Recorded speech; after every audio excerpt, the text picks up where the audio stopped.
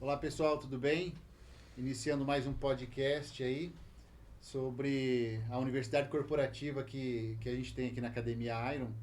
E hoje a gente está falando com o Carlos e com a Thaís. Mas é Carlos ou é Shidishima. Shima? É Carlos Shidishima. Prefere qual? Shidishima. Shid? Isso. Então vai de Shid, então. Pode ser. Então beleza, começa então o podcast aí com o Shid e com a Thaís. Hoje o assunto foi um pouco de programação neurolinguística, é isso? Uhum. Como é que foi o assunto hoje? A gente está falando um pouco de comunicação, né? E como o poder da comunicação na realidade para fazer com que as pessoas possam marcar sua presença, ter a sua estrutura de mercado, como é que eles se posicionam no mercado. Então isso envolve desde do PNL, que é a programação neurolinguística, até mesmo a fala cotidiana do dia a dia, mas como você se comporta, como você se apresenta, todo esse brand construído ao entorno da imagem, seja de uma empresa, ou seja de uma pessoa, ele vai te posicionar no mercado de trabalho como um bom profissional ou como um profissional qualquer, comum. Então, se você busca uma referência, busca se tornar um pouco mais qualificado no mercado de trabalho, a comunicação é o primeiro passo. Legal. Thaís, e o que tem a ver aí esse ambiente digital com o tal do branding? Quiser explicar um pouquinho para nós o que é o branding, para a galera entender? Não sei se você quer falar sobre o brand, mas Pode assim, falar. de modo geral, esse posicionamento dentro das redes sociais hoje, ele é muito forte, né? Então, a gente tem as redes sociais como uma ferramenta também de vendas, não só como uma ferramenta onde você curte, né? Usa ali como lazer. Muitas pessoas utilizam ela ali e ficam rodando sem simplesmente adquirirem conhecimento, sem nada. Mas quando você tem uma inteligência, um posicionamento que você quer para você, né? Se você quer vender dentro das redes sociais, você tem que usar essa ferramenta a seu favor. Então, trazer todo o teu posicionamento, quem você é, o que você faz, qual a tua ideia, né? E principalmente trazer isso de forma natural e escalável, né? Aos pouquinhos você vai colocando ali quem é você, o que você faz, qual é a sua persona, né? Quem você quer atingir. E aí você vai colocando isso aos pouquinhos dentro da rede social e tornando ela o quê? Uma ferramenta de vendas. Ali você, principalmente aqui, né, a gente estava falando muito sobre quem vende serviços, que é o caso de muitas pessoas hoje. Muitas pessoas vendem serviços, não vendem produtos físicos, né? E ela não tem ali a tua vitrine, ela não tem como mostrar esse produto, a não ser hoje nas redes sociais. Então a rede social, ela é a nossa vitrine virtual mais famosa, né? Onde é muito automático, a gente tá ali, conhece o médico tal? O que você faz? Um médico, que é uma profissão já tão renomada, hoje muitas pessoas buscam primeiro eles nas redes sociais para entender o que ele traz, se ele tem conteúdo, se ele vai ser uma pessoa de posicionamento, para olhar o físico dessa pessoa, porque a gente se conecta com pessoas em todos os âmbitos. Então o brand, ele é essa posicionamento que você coloca como pessoa para vender o seu produto, né? Uhum. Então, não sei se o Carlos, né, tá mais Isso. ali por dentro, quiser complementar. Mas além disso tudo, claro, sem sombra de dúvida, é fundamental. E uma coisa que às vezes a gente percebe muito, eu tendo muitas empresas, né, como consultoria, e uma coisa que a gente percebe muito é que ainda muitos estão só no físico. E essa associação do que a Thaís traz, toda essa construção de imagem via vitrine, a vitrine mais expressiva que se tem hoje não é a de rua ali do teu painel de loja, é a vitrine social, onde é que as pessoas te encontram. E essa conexão entre o físico e o online, nessa construção de imagem profissional, seja empresa ou seja profissionais liberais, ela hoje é muito forte e ela precisa ser olhada com muito mais força do que muitas pessoas ainda a enxergam, né? Então esse medo, querer ficar escondido atrás das redes sociais, eu não sei mexer com isso, não gosto disso, não tenho tempo, não. Na verdade, são grandes desculpas porque há uma insegurança. Na verdade, fala que não tem tempo, mas tá sendo utilizado, a mente dela está sendo utilizada como consumidora de todo aquele Exatamente. conteúdo, em vez de um produtor, né? e usar de forma mais inteligente as redes sociais, né? Tempo tem, só porque não aplica da forma correta, né? Tem porque as pessoas usam o tempo para assistir os outros, né? Para buscar outras pessoas. Então, praticamente, a gente estava num bate-papo ali numa palestra e praticamente todas as pessoas que estavam ali, elas consomem rede social. Praticamente todas. Só que elas consomem realmente como consumidor e não estão usando as redes sociais para vender o produto que elas têm, que é aquilo que elas entregam para os seus alunos, mas mesmo quem trabalha num ambiente físico de uma empresa. Eu sou recepcionista, eu não vendo diretamente para pessoas, produtos, algo nesse sentido, eu não vendo serviço diretamente, mas eu vendo indiretamente, porque se eu encontro uma pessoa numa recepção que ela tem uma boa comunicação, que ela se vende muito bem, que ela se veste muito bem, que ela tem um posicionamento ali como profissional, eu que vivo à procura de pessoas boas para o mercado de trabalho, ela me chama a atenção. Quando surge uma oportunidade de um emprego, de um trabalho melhor, eu tenho referências de onde eu fui bem atendido. Então, se eu tenho referência de onde eu fui bem atendido, eu passo por lá e falo, eu tenho um emprego para você, você não gostaria de ouvir, de fazer uma entrevista? Então, de qualquer forma, você está vendendo a tua imagem mesmo trabalhando num ambiente físico chamado CLT ali, por exemplo. Isso é normal. Durante a palestra, você tinha comentado a respeito da intencionalidade da venda, né? Mas de uma forma sutil. Comenta um pouquinho mais sobre isso aí, Chid. É que assim, existem muitas técnicas de venda, de negociação, que são diferentes umas das outras, né? Todas elas têm o grande objetivo, que é entregar um produto, vender um produto para um cliente, seja um produto físico, seja um produto digital. De qualquer maneira é isso. Mas vender sem vender, que é uma forma que eu utilizo de dizer, olha, eu vendo muito sem vender. É quando numa conversa como essa que a gente está tendo aqui, eu estou falando das minhas entregas, do que o meu cliente teve de resultado. Eu vou plantando as sementinhas de interesse na conversa que a gente está tendo aqui, até que você me diz em algum momento, tá, mas isso aqui faz sentido para a minha empresa, vamos conversar melhor sobre isso? Isso eu estou vendendo sem vender. Eu não estou vendendo diretamente, eu não cheguei para você oferecendo um serviço ou um produto, mas eu gerei interesse por algumas iscas que eu fui colocando ali durante a nossa conversa. Essa é a intencionalidade da venda numa conversa natural.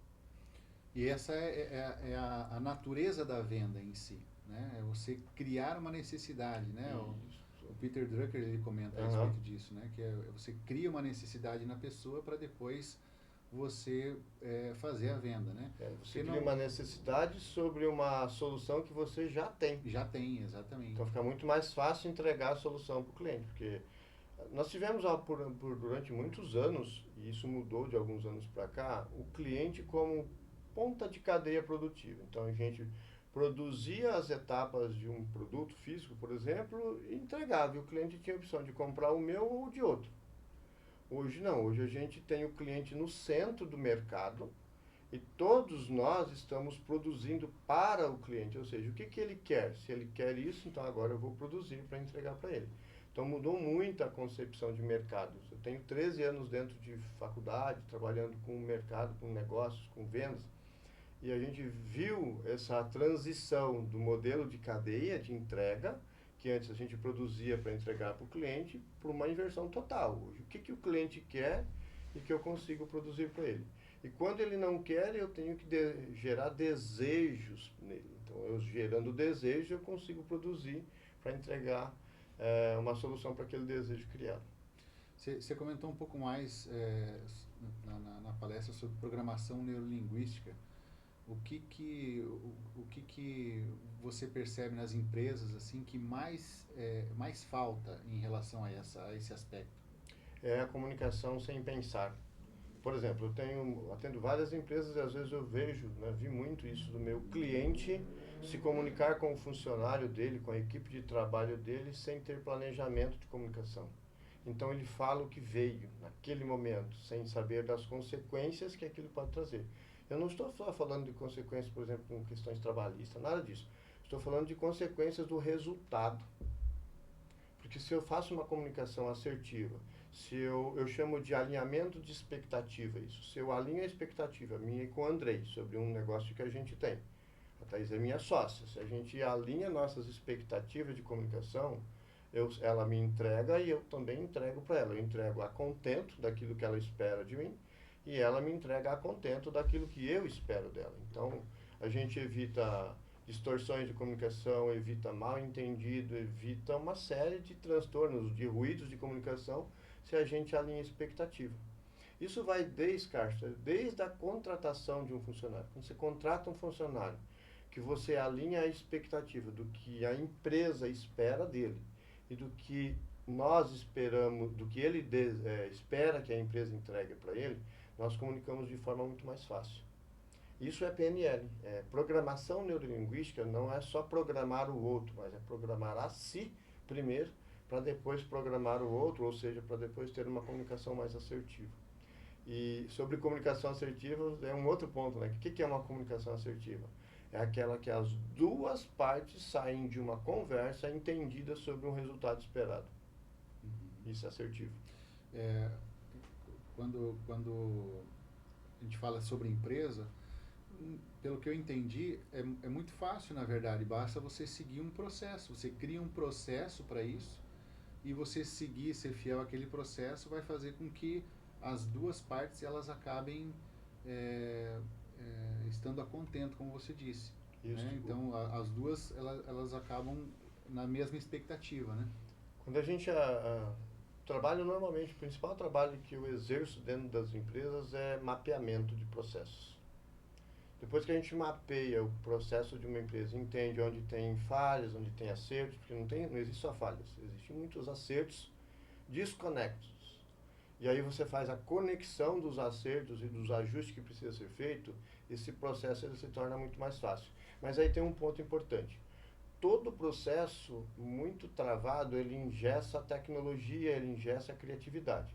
Então, precisa existir um processo natural, muito bem organizado, mas tem que ter a abertura para a inovação, para a nova forma de pensar, para outro jeito que pode ser mais fácil, porque quando eu trago pessoas de fora para dentro de um processo muito engessado, e eu não libero para que ele possa opinar sobre tal, eu perco de crescer. E como a inovação, a tecnologia e a evolução, hoje ela é vigente, ela não espera mais 30 anos para acontecer, ela acontece a cada minuto, toda nova ideia ela precisa ser analisada, ela precisa ser pensada e ela às vezes pode ser colocada dentro de um processo que já existe. Bacana. Acho que aí até porque os clientes são muito diferentes hoje, né? Tem vários tipos de clientes, né? Aqui mesmo a gente tem pessoas que gostam de vir na academia para treinar e tem pessoas que vêm só para conversar. Então, saber lidar com o cliente também, isso é muito importante, né? E é isso. E é nesse ponto que vem eu preciso ter a estrutura, preciso ter um organograma estrutural da empresa, é preciso ter um fluxograma pensado para você aproveitar o máximo que pode ser oferecido para o cliente, para a própria empresa, mas é preciso deixar a abertura de inovação. Espaço para inovação, espaço para evolução. Vocês são exemplos, né, de espaço de inovação. Então, o tempo todo, de quando eu frequento essa academia, quantas mudanças aqui já não aconteceram. Né? E isso é inovação, é a possibilidade de você ter um processo, mas ele não ser engessado. O processo também pode mudar, né? Pode. A empresa vai se atualizando, vai crescendo também. Na verdade, ele deve, né? Deve mudar, né? Eu trabalho em cima de uma máxima que ela não é minha, mas ela já vem de Peter Drucker mesmo, fala sobre isso, que é assim, a empresa nasce, cresce, se desestrutura. Aí precisa reestruturar para continuar crescendo. Porque se você crescer o tempo todo desestruturado, você perde controle. Então, crescer, parar para estruturar e crescer de novo, é a construção de uma escada de crescimento, né? Essa evolução. Mas isso é não só na estrutura empresarial, mas é na vida profissional também, de cada componente empresarial, cada ser humano que trabalha dentro de uma empresa, ele precisa passar por essas fases de crescimento, evolução, transição, crescimento de novo, reestruturação. Isso é parte da evolução. Por que as pessoas estagnam? Elas não estagnam porque elas perdem conhecimento, porque conhecimento você não perde. Elas estagnam porque elas não evoluem junto com o que vem de novo. É isso que faz uma pessoa ficar para trás. Não é que ela esqueceu o que ela sabia, não é que ela deixou de saber o que ela já tem de conhecimento, é que as coisas vêm novas e ela parou naquilo, ela não evoluiu junto. Parou de buscar conhecimento. Parou de buscar conhecimento. E Shid, quais são os perfis de empresa que você trabalha ou é um perfil aberto? Como é que é? Eu trabalho desde a indústria, a minha história como professor buscando nesse meio, ela me trouxe oportunidades de trabalhar em todas as vertentes, de certa maneira. Hoje eu tenho um método de trabalho que eu uso para dentro das empresas chamado 6D. Então, são 6 dimensões empresariais que se encaixam em qualquer empresa, de um prestador de serviço a uma indústria farmacêutica, por exemplo, se for o caso, né? Então, são 6D, são 6 dimensões. Eu tenho que sempre olhar para dentro de uma empresa a dimensão pessoal, que é pessoas, então gestão de pessoas, e aí vai as vertentes dentro dessa dimensão de pessoas, a dimensão financeira, a dimensão dos processos, fundamental olhar para os processos, né, dentro dessa estrutura toda, cultura organizacional, que é fundamental entender a cultura, tecnologia e inovação, que a gente precisa sempre olhar para a tecnologia e inovação, e a mais importante, porque para muita gente parece que a financeira é a mais importante, é a dimensão comercial. Porque o comercial é quem capta, traz tudo para dentro da empresa. Então, se eu tiver uma boa estrutura comercial, um comercial muito bem pensado, que atende exatamente o meu cliente, que sabe qual é a persona que eu vou buscar para entregar soluções para eles, eu trago dinheiro para dentro do caixa. Então, o financeiro meu é bom, eu consigo pagar bem pessoas vão estar felizes trabalhando lá dentro, desse contexto. Os processos, tudo que eu precisar investir em processo, eu tenho dinheiro para isso. E estrutura também. Tem estrutura para os processos. Vou ter cultura, porque cultura também tem a ver com como é o clima organizacional dentro de uma empresa, e eu consigo buscar tecnologia e inovação para trazer para dentro. Então, o comercial é o grande boca de funil dentro de uma empresa. Se o comercial for muito bem estruturado, tudo depois é fácil de ser organizado. Ao contrário do que as pessoas pensam, de maneira geral, quando eu converso, as pessoas olham muito para o financeiro é o mais importante. Ele não é o mais importante. Ele é o mais delicado. Porque eu posso errar numa estratégia comercial e eu corrijo. Mas se eu errar no financeiro, eu perco dinheiro. Eu posso errar, por exemplo, numa contratação, mas eu consigo consertar. Demito, treino, faço o que for preciso para melhorar aquela condição. Mas no financeiro, se eu errar no controle financeiro, eu minto para a empresa em termos de lucratividade, enfim. Dinheiro não aceita desaforo. Não, essa é uma velha máxima e é a verdade, né? Então, ao contrário do que muita gente diz, não sei se é o contrário, mas pelo menos divergente a minha opinião do que muita gente diz, que o financeiro é o mais importante, para mim ele só é o mais delicado. O mais importante é trazer fluxo de movimento para dentro da empresa. Isso é o comercial. E aí tem a ver com o digital também, né? Aí entra o marketing, né? O brand, tudo no comercial, né? Entra toda essa construção. Fechar o ciclo, né? Eu olho para o comercial de uma empresa dividido em 3 grandes blocos. O bloco marketing, que faz seja o marketing digital, seja o marketing físico, qual for a estrutura de marketing que a gente está usando. E hoje eu não vejo só um ou só outro, eu preciso da construção dos dois, seja para a pessoa que está só no digital, mas ela também tem que ter um marketing físico, nos ambientes que ela frequenta, nos lugares que ela está, nos workshops que ela se faz presente. Então, mesmo quem está no digital, o marketing físico também é importante, porque a pessoa dela, a imagem dela em ambientes dessa magnitude. Então, o marketing, de certa maneira, ele é o grande captador de leads, de pessoas que podem ser seu cliente, podem consumir seu produto. Depois vem, no segundo bloco, a equipe comercial, quem transforma lead em venda, que atende o cliente, que vende para o cliente, que oferece upsell, que oferece downsell para o cliente, ou seja, que consegue melhorar o ticket de venda inicial. E, por fim, o que vai fazer com que os clientes entrem na tua esteira de produtos e voltem a comprar recorrentemente dentro da tua empresa é o pós-venda. É como eu trato o cliente depois que ele já pagou um produto. Como que eu me importo com ele, como que eu dou atenção para ele, como que eu mando um parabéns. Eu recebi da academia o parabéns pelo meu aniversário agora, dia 17. Eu sei que é um chat, que é um bot que me mandou aquilo ali. Eu sei que está programado para me mandar no dia que eu fiz o cadastro. Eu sei, eu tenho essa consciência. Mas todos os nossos clientes têm essa consciência. Eu estou no meio. Mas tem a minha esposa, a minha mãe, o meu pai, o meu tio, que não está nesse meio, e ele vai falar, pô, lembraram de mim.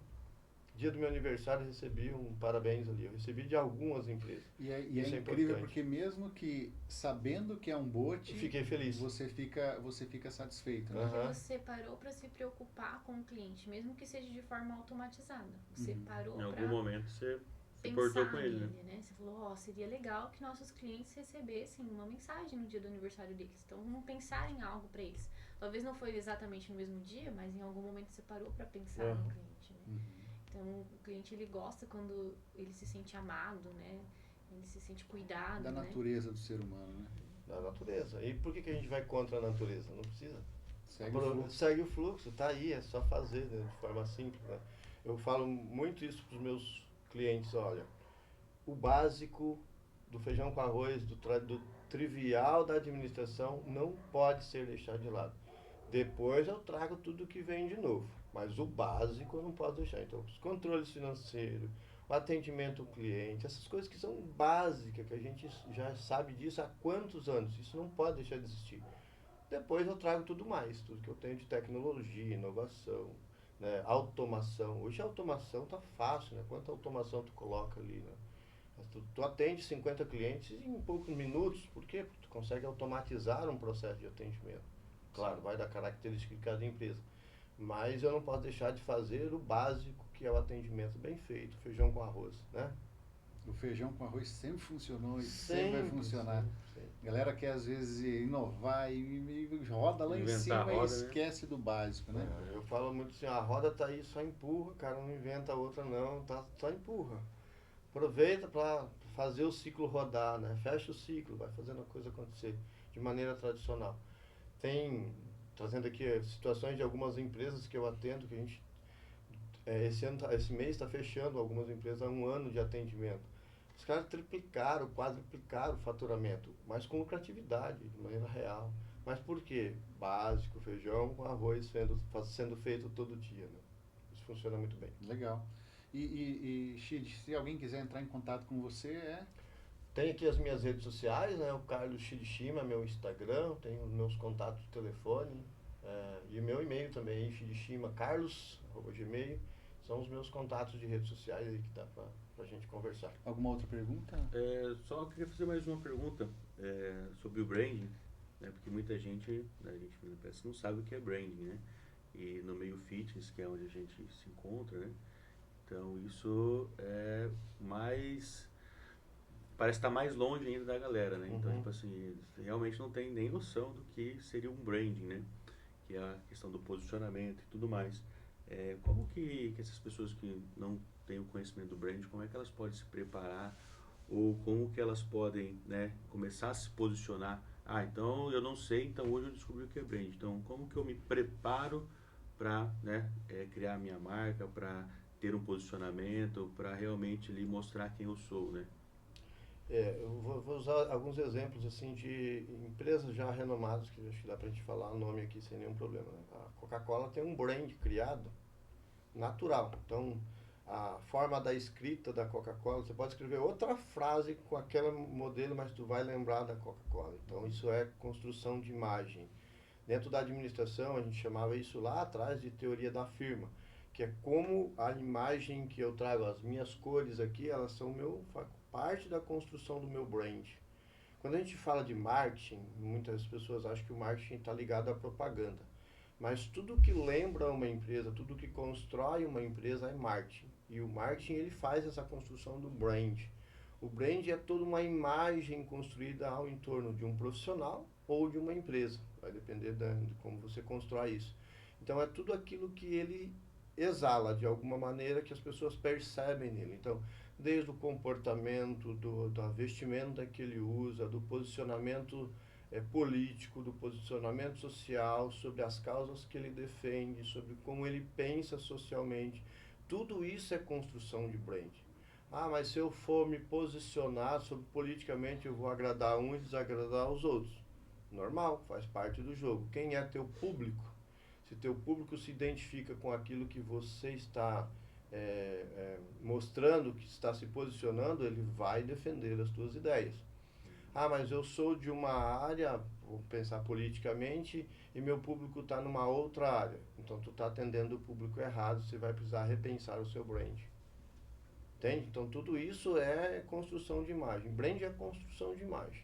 Como eu me posiciono, como as pessoas vão me ver ao longo da minha história. Eu vou estar passando em um lugar e eu vou representar quem eu sou. Fazendo um adendo, na verdade a gente cria o brand, né, pensando em que tribo a gente quer se conectar.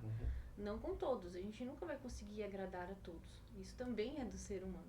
Então, quando eu crio a minha imagem de brand, eu sou uma pessoa mais séria, ou sou uma pessoa mais cativante, eu também estou me conectando com um determinado tipo de pessoas, com cores, a forma como você se comporta, como você se cruza os braços, não cruza os braços, tudo isso é uma criação do brand. A gente antes tinha um brand muito travado, né? E hoje a gente percebe que, principalmente trazendo para o setor fitness, né? Desde a vestimenta, a forma como você trata os seus alunos, você é um professor mais carrancudo, você é um professor que exige mais, que motiva mais, isso é uma construção de brand. Não, eu sou um professor que eu só quero que você venha. Quero que você venha, nós vamos rir, nós vamos brincar, vai ser... Então, as pessoas vão se conectar com você dessa forma e outras pessoas vão se conectar. Então, nada mais é do que a criação de uma imagem com relação à tribo, espelhar uma tribo, né? Nós se conectamos, a gente gosta de estar em tribo. Estou querendo dizer que isso ele vem de forma natural e depois intencional. Isso. Intencional. Então, Porque quanto mais natural, melhor para você construir depois o intencional. Porque aí você não tem que viver personagem.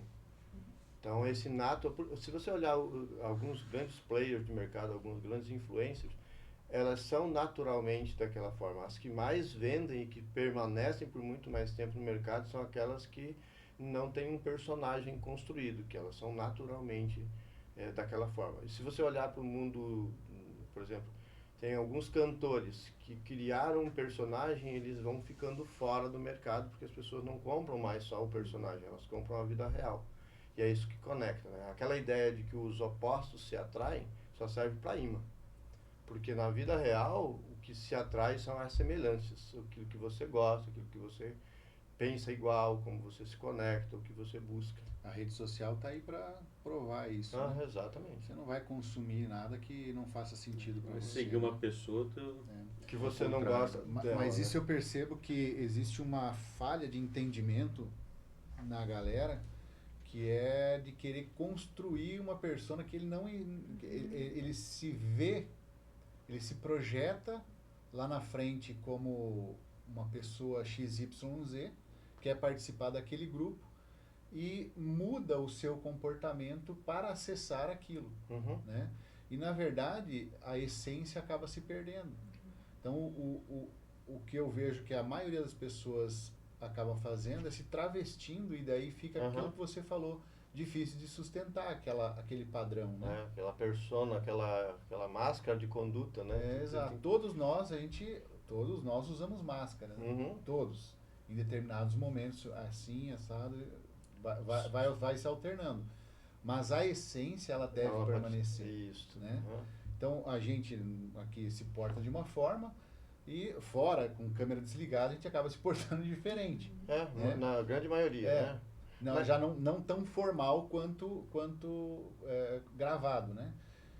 Mas a essência permanece. O que não pode perder é aquilo que te mantém equilibrado, que é o seu senso, que você pensa sobre tantas coisas do dia a dia.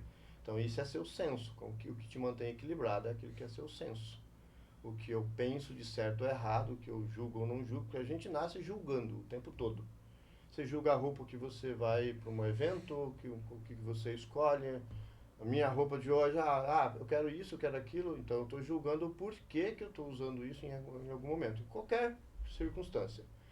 O problema é quando a gente julga pessoas e expõe o julgamento. Quando eu julgo para fazer igual ou para fazer diferente, porque eu concordo ou discordo, isso é para mim, isso é importante para que eu possa usar aquilo a meu favor, certo? O problema é quando eu exponho uma pessoa que eu julgo.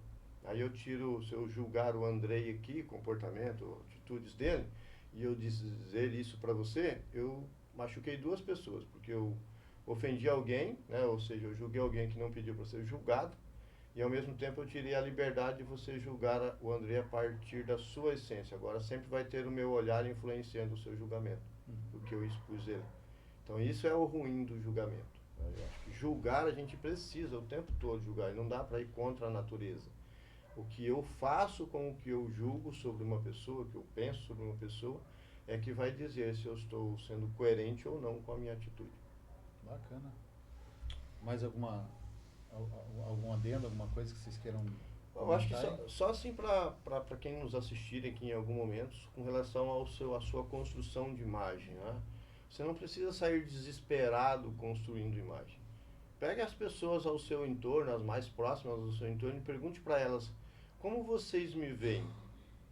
Porque esse feedback vai te dar já o primeiro norte de como você constrói e aprimora e valoriza aquilo que você já tem de essência.